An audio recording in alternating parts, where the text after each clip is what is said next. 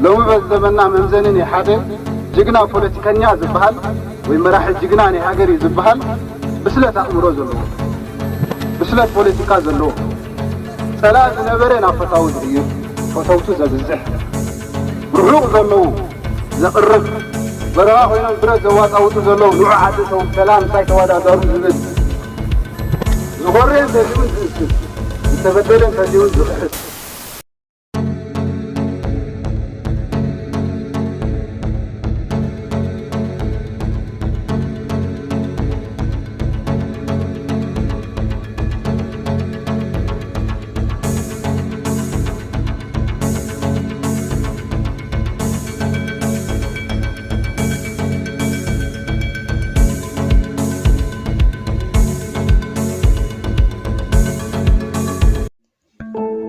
زغري 18 مسكرم እታጸላም ዕለት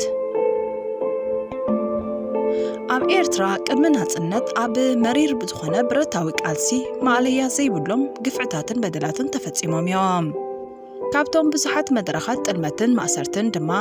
እቶም ኣብ ህዝቢ ብዝሒ ተፈለጥትን ተዘከርትን ዝኾኑ መንካዒኹም የሚኒኹም ብዝብል ዝጠፍኡን ዝሓወቑን እኳ ተሪኢና ቀሊል ሓስያን በደልን ኣይኮኑን በፂሕዎም ኣብ ዝተፈላለየ እዋናት ኣብ ማዕከናት ዜና ከም ኤሪሳት ኤሪናን ካልኦት ንፍትሕን ዴሞክራሲን ኣድሂበን ኣብ ዝሰርሓ ማዕከናት እናወፁ መሰኻኽር ዓይኒ ክንዲ ዝኣኽልዎ ምስክርነቶም ብምሃቦም ታሪክ መዝጊቦም ኣሎ ድሕሪ ናጽነት ምርካቡ ድማ እቲ በደላትን መከራን ገዲዱን ብኢሱን እዩ ካብቲ ኩሉ ድማ እቲ ብዕለት 18 መስከረም 2001 ዝተፈጸመ ግፍዕን ማእሰርትን ዓመት ብመሪር ተዘክሮ ትዝከራላ ገና እውን ዋላ ማዕርነት ፍትሒ ልዕልና ሕግን ዴሞክራሲን ዋላ ተነገሰ እቲ ዝኸፍአ ዋጋ መሪርን ረዚንን ብምዃኑ እናተዘከረት ክትነብር እያ እታ ጸላም ዕለት ሰበባ ብዙሕዩ ጠንቅታታ ምዕፋንን ምርጋጽን እኳ ተኾነ ሳዕቤናታ ግን ከም ሓሙት ሓርማዝ መሪርዮ እወ ኣብቲ እዋን እቲ ጋዜጠኛታትን መራሕቲ ፖለቲካን ወታደራውያን ሓለፍትን ዝርከብዎም ብዙሓት ደለይቲ ለውጥን ፍትሕን ተኣሲሮም እዮም እኖ ክሳብ ሎሚ ዳሃዮም የለን ኣብ ፍርዲ ክቐርቡ ይኹን ክሲ ክቐርቦም ከቶ ኣይተራእየን ዘሎ بمحاورات بروباغندا بادو سلستن ግን ሃገር ምስ ወያነን ኣሜሪካን ኮይኖም ክሸጥዋ ኣዋጋ ዕዳጋ ከም ዝነበሩ ዝገልጽ ማይ ዘይቋጽር ጠንቅታትን ክስታትን ከም ማያሂ ክውሕዝ ርኢናን ሰሚዕናን ኢና እንተኾነ ቀንዲ ሕቶ ናይቶም ላዕለዎት ሓለፍቲ መንግስቲ ዝነበሩ ደጊም ኤርትራ ሃገር ኮይናያ እሞ ብሕጊ ጫካ ክንመሓደር የብልናን ተወንዚፉ ዘሎ ሃገራዊ ቅዋም ብህጹጽ ይተግበር ዕድመን ስልጣንን ጊዜያዊ መንግስት ኣብቂዑ ህዝባዊ ተሳትፎ ማእከል ዝገበረ ፍትሕን ልዕልና ሕግን ዝሕላገቱ ህዝባውን ነባርን መንግስቲ ኣብዛ ውልዱ ሃገር ይተኸል ዝብል ከም ዝነበረ ፈለጥቶምን ይኹኑ ኣብ ማዕከናት ዜና ዝህብዎ ዝነበሩን ኣብ ኣኼባታት ዝዛረብዎ ዝነበሩን ዝምስክሮ ግሁድ ሓቂ ንስዩ እዚ ሕቶዚ ብቅዱሳት ሃገራውያን ደለይቲ ለውጥን ፍትሕን ድማ ይተሓተት እምበር ከም ሕቶስ ሃገራዊ ሕቶዩ ዝነበረን ከሳዕ ዝዓለት እዚኣውን ተኾነ ከም ባራሓዊ ዝቕጽል ዘለዩ ነዚ ሃገራውን ወድዓውን ሕቶታት ፈለማ ብወግዓዊ ነቶም በቐጥታ ዝምልከቶም ሰበስልጣናት ቀጺሉውን ኣብ መንግስታዊ ኣኼባታትን ርክባትን እኳ እንተነበረ ንሕቶ ሰሚዑ ቁኑዕ መልሲ ዝህብ ሰብ ወይ ዝምልከቶ ኣካል ኣይተረኽበን እዩ በንጻሩ ንዴሞክራሲያዊ ሓተቲ ብቓጻ ንምጥፋእ ተንኮላት ከፈሓሱ ምስ ጀመሩ ግና ካልእ ኣማራጺ ስለዘይነበረ ህዝቢ ምእንቲ ብወግዒ ክፈልጥን ንመሰሉ ደው ምእንታን ክብልን ህዝባዊ ሕቶታትን ብመገዲ ተንሽዑ ናብ ህዝቢ ጠቓምን ወሳንን ዝኾነ ሓበሬታ ዝርግሓ ዝነበራ ናይ ብሕቲ ጋዜጣታትን ኣቢሎም ተቃውሞኦም መርገጺታቶምን ይኹን ኣረኣዮምን ሕቶምን ናብ ህዝቢ ብቕሉዕ መገዲ ክዝርግሑ ጀመሩ እቲ ንሃገራውን ህዝባውን ሕቶታት ኣብ ክንዲ ብዴሞክራሲያውያን ፍትሓውን ኣገባብ ዝምለስ ብሓይልን ብጎንፅን ምእላይ ዝሕላገቱ ዓንዳሪ ጉጅለ ጥፍኣት ግን ከም ኣመሉ ሕቶ እዞም ሙዑታት ሓርበኛታት ሓንሳብን ሓዋሩን ንምቓም ሃቂኑ ብዕለት 18 መስከረም 2001 ነተን ሕቶታቶምን ዘሳስያን ዝንግዳን ዝነበራ ጋዜጣታት በመጻው ነቶም ሓርበኛታት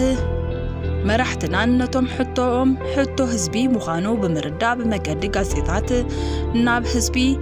ከም ዝርጋሕ ዝገበሩ አርካናት ጋዜጠኛታት ክሶም ተሃዮም ከቶ ኣብ ዘይስማዓሉ ኣባላት ስድራቤቶም ኣብ ዘይርእሉ ክኢላታት ሕግን ጠበቃታትን ኣብ ዘይቆጽሩሉን ብይን ይኹን ፍርዲ ኣብ ዘይረኽቡሉን መጻዕ ዕድሎም ናብ ዲቕ ዝበለ ታኺላ ደልሃመት ረግሪጋ ኮነ ኣበስቢስካ ሙማት ጥራይ ዝብል መርሖ ርዒሙ እንሆ 24 ኮይኑሎ እቲ ኣብያተ ማእሰርቲ ድማ ከምቲ ኣብ ግዜ ደርግን ስርዓት ሃይለ ስላሴን ዝነበረ ኣብ ወግዓዊ ኣብያተ ማእሰርቲ ኣብ ክንዴ ዝኣስሮም ኣብ ጩ ዝበለ በረኻ ድሕሪ ሸውቂ ሙቐት ዘለዎ ብምእሳርን ብምስቃይን በብሓደ ክሞቱ ክግበር ጸኒሑ እዩ በቲ ኣረሜናዊ ወሳነን ኣተሓሕዛን ድማ ብሂወት ግዳያት ዘለው ተኾነ ቁጽሮም ፍጹም ኣይፍለጥን እዩ እዞም ምእንቲ ሃገሮምን ህዝቦምን ካብ ዕድመን እስነቶም ኣትሒዞም ሕልቦም ንጽፎም ዝወፈዩ ኣብ ክንዲ ግምጃ ሽልማት ኣብ ግዜ ዕቤቶምን እርጋኖምን መዓት ክዘንቦም ምርኣይ ዝሕፍርን ዝሕዝንን ተርእዩ ኮይኑ ዘሎ እዞም ምዑታት ጀጋኑና ኣብ ግዜ ጃንሆይን ደርግን ናብ ገድሊ ኢሎም ክወጹ ከለው ነታ እንኮ ህይወቶም ወፍዮም ንሕና ብነጻነት ክንነብረላ ንኽእል ሃገር ምምጻእ ምንባሩ መን አሎ ሕቶ ዝኾኖ መን አሎ ነዚ ዝጠራጠሮ እሞ ንሱን እንተኾይኑ እቲ ሓቂ ንሳቶም ንመስዋዕትን ስቅያትን ወትሩ ቁርባት እዮም ነይሮም ክንብል ንኽእል ኢና ማለት እዩ እዚ ክንዲ ዝኾነ ድማ ነቲ ሕቶታት እቲ ካልዕሉ ከለው ክብር ዋጋ ከኽፍሎም ምዃኑ ዝሰሓትዎ ኮቶ ኣይኮኑን እዮም ብምዃኑ ሎሚ ዕለት 18 መስከረም 2025 ድሕሪ 24 ዓመታት ምስዋር ጀጋኑና ህላዎም ከመይ ይኸውን ብሂወት ደኾን ይኾኑ እቶም ብሂወት ዘለዉ ኣበይ ይህልው ኩነታቶም ዕለታዊ መናብሮኦም ካብ ነጎ ክሳብ ምሸት በብሓንቲ ከመይ ይመስል ኢልናስ ንሓስብ ዶ ንኸውን ንመሰሎምን ንጥይቕ ዶ ንኸውን ደው ኢልና ንስለ ፍትሕን ሓርነትን ክንብል ንሕልናና ንሕተት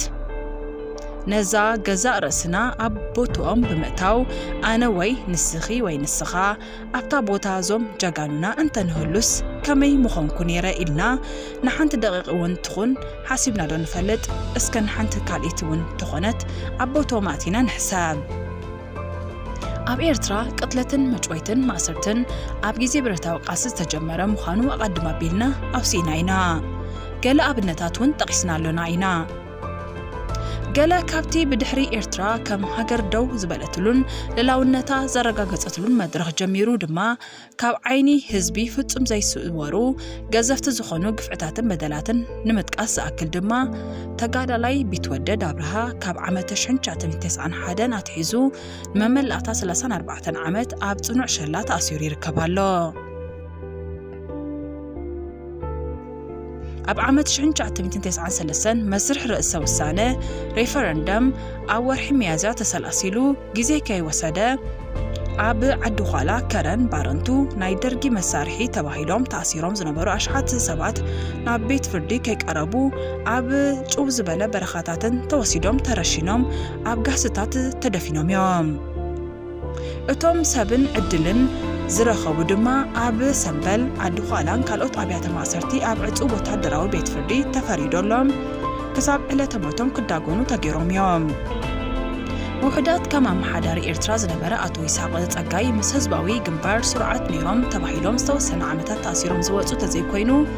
ዝበዝሑ ከም ኣቶ ተስፋሁነይ ማዓሾ ዝርከብዎም ኣብ ኣብያተ ማእሰርቲ እዮም ሕክምና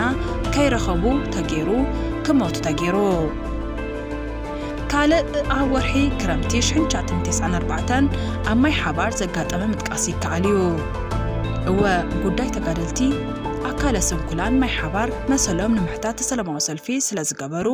ብኣድራጋ ጠያይት ተረሽሾም ተቐቲሎምን ኣብ ልዕሊ ስንክልናኦም ስንክልና ክውስኹን ኣደዳ ስነ ኣእምሮዊ ጉድኣት ክኾኑ ተገይሩ እዩ ኣብ ዓመተ 1994-95 ዓመተ ምህረት በመገዲ ትካል ሃገራዊ ድሕነት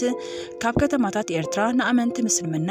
ዝዓለመ ብስም ጅሃድ ዝብል ጠቐነን ክስታትን ብለይቲ ካብ ኣባይቶም ተገፊፎም ምስ ተወስዱ ኣብዚ ኣለው ወይ እውን ኣብዚኣ ነጢቦም ዘይበሃሉ ክሳብ ሎሚ ህጣሞም ዘይተረኽበ ብገለገለ ወሃብቲ ሓበሬታ ተረሽኖም እዮም ዝብል ከም ሓባራዊ መረዳእታ ኮይኑ ስድራ ቤታት ንዝኽትምና ተቐሲቦም እዮም ዝነብሩ ዘለው። ካልእ ኣመንቲ እምነት መሳኽር ጀሆባ ኣብ መስርሕ ሬፈረንደም ኣይተሳተፍኩምን ኣብ ምርጫ ወፂኹም ኣይመረፅኩምን ብዝብል መሰል ዜግነቶም ተሓዲጉ ካብ ወርሒ ታሕሳስ 1994 ጀሚሩ ኣደዳ ሕሱም ማእሰርትን ስደትን ኮይኖም ይርከቡ ኣለው። መራሕቲ ሃይማኖትን ተኸተልቲ ኣመንቲ ጴንጤቆስጠ ድማ ኣብ 2001 ዝጀመረ ምጉስቃልን ማእሰርትን ኣብ ዓመተ 2002 ጀሚሩ ድማ ኣብያተ ክርስቲያኖምን ተዓፅዩ ናይ ምእማን መሰሎም ተጋሂሱ ካብ መንበሪ ኣባይቶምን ካብ ጎደናታትን እናተሃድኑ ይእሰሩን ይሳቀዩን ምንባሮም ተዘክሮ ተማልዩ። ብዙሓት ካብኣቶም ድማ ኣብ ቤት ማእሰርቲ ብሰረ ስቅያትን መከራን ኣደዳሞት ኮይኖም እዮም። ኣብ መወዳእታ ወርሒ 2004 ከዓ ዶክተር ቀሺ ፍጹም፣ ዶክተር ቀሺ ተኽለኣብ፣ ቀሺ ገብረ መድህን እንተላይ ካልኦት ብርክት ዝበሉ ካህናት ፈለስትን ኣመንቲ እምነት ኦርቶዶክስ ክርስቲያን እውን ኣብ ፈቆዶ ቤት ማእሰርቲ ተኣሲሮም ይርከቡ። ኣብ ወርሒ ጥሪ 2013 ኣብ ስርሒት ፎርቶ ምስ ዑደት ወዲ ዓሊ ዝተበገሱ ካልኦት ብልክዕ ቁፅሮም ዘይፍለጥ ዜጋታት ኢድ ኣለኩም ብዝብል ዳሃዮም ኣብ ዘይፍለጠሉ ኣብ ቀይዲ ይርከቡሉ እዮም። ካልእ ኣብ ወርሒ ጥቅምቲ 2017 ንማእሰርቲ ኣቦና ሓጂ ሙሳ መሐመድ ኑርን ወለዲ ተምሃሮ ቤት ትምህርቲ ኣልዲኣን ሲዒቡ ዝመፀ ኣደዳ ማእሰርትን ስቅያትን ከም ዘሎ ኮይኑ ብድሕሪኡ ድማ ሞት ናይ ኣቦና ሓጂ ሙሳ ኣብ ወርሒ መጋቢት 2018 ሲዒቡ ዝመፀ ማእሰርትን ስቅያትን ናይቶም ተቃውሞኦም ከስምዑ ዝወፁ ተባዓት ዜጋታትን ብፍላይ ከባቢ ኣኽርያ ዝርከቡ ተምሃሮን ህፃውንትን ኩሉ ቅዱስ ዜጋ ዝዝክሮ ኣሉታዊ ዝኽርታት እዩ። ብዓብዩ ድማ ምዕፋን ሓሳብ ብምእላይን ምእጋድን ጋዜጣታት ብሕትን እቶም ኣዳለውትን ጸሓፍትን ኮይኖም ዝዓዩ ዝነበሩ ጋዜጠኛታት ምስ ምእሳር ላዕለዎት ሰበስልጣን ተለኪሞም ምስ ተኣስሩ ክሓቁን ክስወሩን ተገይሩ እዩ። ንሶም እውን ኣብ ዝኾነ ቤት ፍርዲ ክቐርቡን ሕጋዊ ዝኾነ ክሲ ክቐርበሎም ፍጹም ኣይተገብረን እዩ። ሕማቕ ታሪኽ ብሳልኡ ብቐሊል ዘይዝነን ኣሉታዊ ሳዕቤን እተዓለት እዩ። ኣብ ኤርትራ ምጭዋይን ምስዋርን ልሙድን ምስጢር ኣደባባይ እዩ። እዚኦም ገለ ካብቶም ኣብ ኣደባባይን ኣብ ህዝብን ዝፍለጡ እዮም እምበር ኣብ ኤርትራ ብሰሪ ኣባይ ስርዓት ህግደፍ ልዕሊ 10,000 ብሰንኪ እምነቶምን ብጥርጣረ ዝተቐየዱ እስራት ኣብ ልዕሊ 350 ኣብያተ ማእሰርትን ኮንቴይነራትን ኣብ ዝበኣሰ ኩነታት ተኣሲሮም ዝርከብዋ ሃገር ምዃና ፀብፃባት ይሕብሩን የረድኡን እዮም። እወ ንነዊሕ ዓመታት ካብ እትፈትዋን እተፍቅራን ክብርቲ በዓልቲ ቤትካ ወይ ክቡር በዓል ቤትኪ ካብ እትፈትዎም ውሉድካ ወይ ውሉድኪ ካብ ዝሸምገሉ ሓገዝካ ዝደልዩን ወለድኻ ወይ ውን ወለድኺ ካብ ትፈትዎምን ተፍቅሮምን ይሕዋትካ ወይ ይሕዋትኪ ተፈሊኻ ንዓመታት ተስፋ ኣልቦ ዝኾነ ህይወት እናሕለፍካ ክሰማዓስ ትነብር ወይ ትነብሪ ሎምዶ ወይስ ጽባሕ ደቂ ዓደይ ቁንዓት ሃገራውያን ኣብ ሓደ ሰሚሮም ሓድነት ተቃሊሶም ንስርዓት መላኺ ጉጅለ ህግደፍ ብምሓው ፍትሒ አንጊሶም ሓራ የውፅን ይኾኑ ናበልካ ምሕሳብን ምሕላምን